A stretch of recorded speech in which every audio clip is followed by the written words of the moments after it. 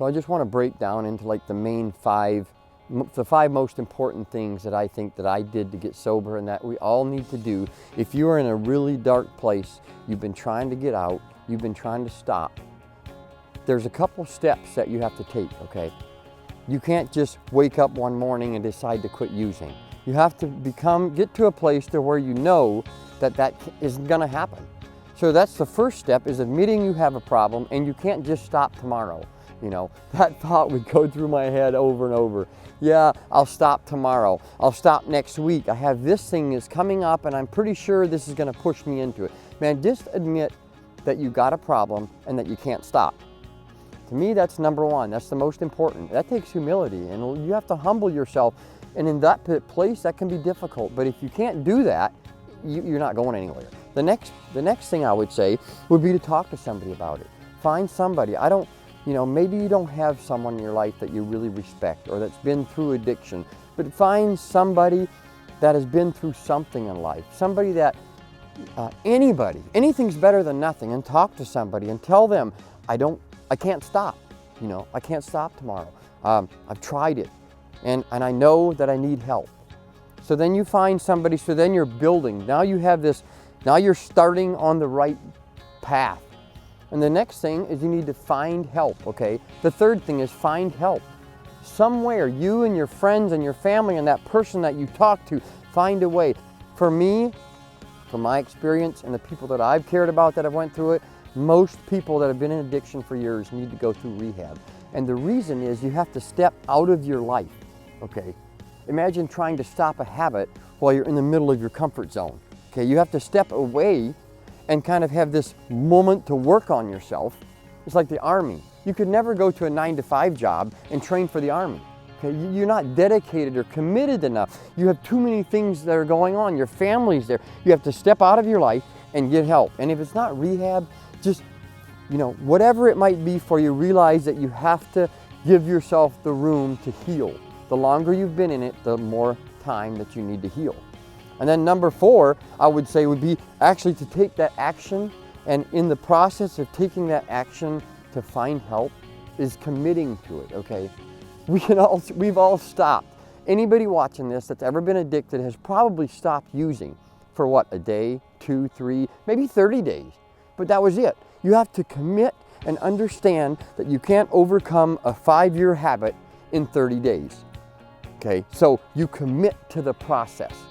You dig deep, you talk to people, you pray about it. Whatever you have to do to get your deepest self, your spirit, to know that this habit isn't going to go away unless I fight. And so you commit to that fight.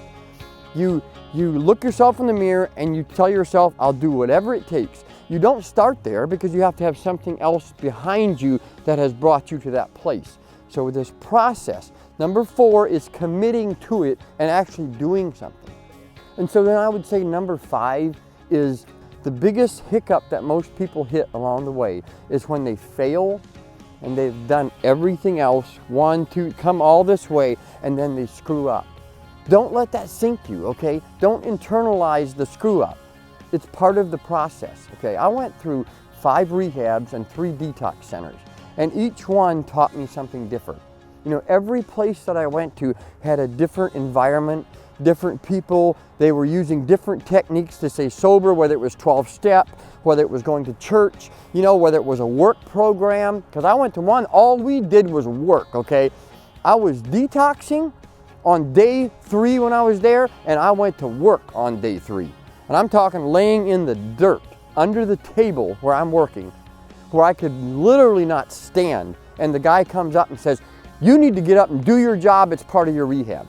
And whether that, I don't agree with that. I'm not saying that's the right way to do it, but it taught me something. It taught me something about digging deep.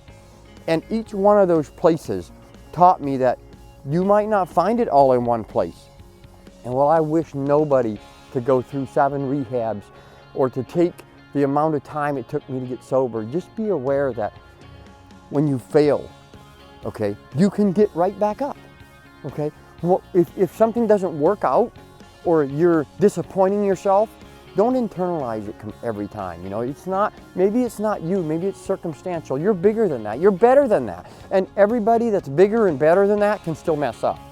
So this process of committing to the process and knowing that each person has a little different avenue of finding themselves, finding what is going to keep them on the right path. There's steps to that process, and don't start at just thinking you're going to get sober and stay sober. It's not that easy. So start by taking the proper steps. That's my greatest encouragement, is take the proper steps and then work yourself to a place to where you can begin to believe in yourself. So if you're looking for help and you want to get out of a dark place and you don't know how, you don't know who to turn to, maybe you don't have the right people in your life, look, I'd be happy to connect you guys to anything, the places that I went through, all the rehabs and the connections that I have. Please feel free to message me on my Facebook. Find me on Facebook, Jason Miller, send me a message and I'll make sure to connect you to some good sources. Thanks, guys.